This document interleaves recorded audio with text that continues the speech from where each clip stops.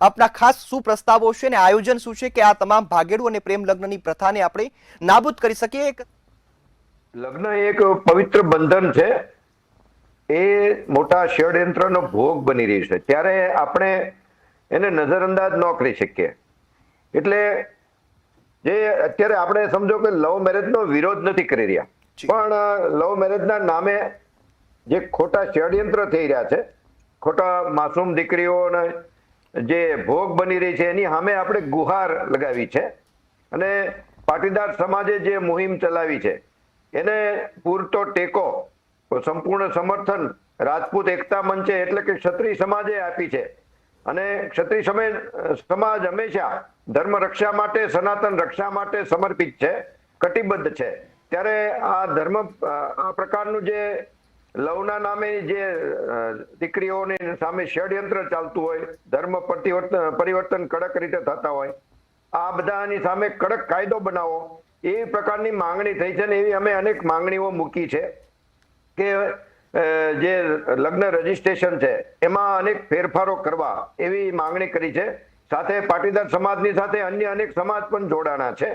જે આ એક માત્ર એક સમાજની આ જવાબદારી નથી, સમસ્ત માનવ સમાજની જવાબદારી છે કે ક્યાંક આ પવિત્ર બંધન ક્યાંક બદનામ થઈ રહ્યું છે, ક્યાંક ષડયંત્રનો ભાગ બની રહ્યું છે. એટલે આપણે વિચારીએ કે દીકરી જે કાયદાની નજરે પુખ્ત ચોક્કસ થઈ જાય છે, પરંતુ માતા પિતાથી મોટી કે સમજદાર ક્યારેય નથી થતી. કારણ કે માતા પિતા એ હંમેશા સંતાનોનું હિત ઈચ્છતા હોય છે. એટલે ક્યાંક ને ક્યાંક માસુમિયતમાં કે ભોળપણમાં કે ક્યાંક જે આપણે કહીએ છીએ આંબા આંબલી બતાવી હોય, સપના બતાવ્યા હોય અને ખોટા સપના બતાવ્યા હોય, એમાં ક્યાંક મિસગાઈડ થઈ જાય છે. અને જોઈએ છીએ આપણે અત્યારે હાલના વર્તમાન સમયમાં પ્રેમ લગ્નના નામે અનેક રાજકીય ધાર્મિક એજન્ડા ચલાવાઈ રહ્યા છે, અનેક નિર્દોષ બાળાઓનો ભોગ લેવાઈ રહ્યો છે. આમાં સુધારા કરવા, એના માટેના નવા મેરેજ એક્ટમાં ફેરફાર કરવાની આપણે માંગણી કરી છે. લગ્ન એક સમાજની વાત નથી, ગુજરાતના અનેક સમાજો વારંવાર અવાજ ઉઠાવતા આવ્યા છે કે આ સ્થિતિ એવી છે કે પરિવારને ભાંગી નાખે છે, માતા પિતાની માન મર્યાદા તૂટતી હોય છે. તો જાગૃતિ એ લાવવી સમાજમાં ખૂબ જરૂરી હોય છે. તો એના માટેના કાર્યક્રમોનું શું આયોજન છે? આ માત્ર ભાગેડુ લગ્ન નથી, આપણે એમને માત્ર ભાગેડુ લગ્ન ન કહીએ. આ માતા પિતા અને પરિવારની આકાંક્ષાઓ, અપેક્ષાઓ, પ્રેમ ને ફરજ ને જવાબદારીથી ભાગવાની વાત છે.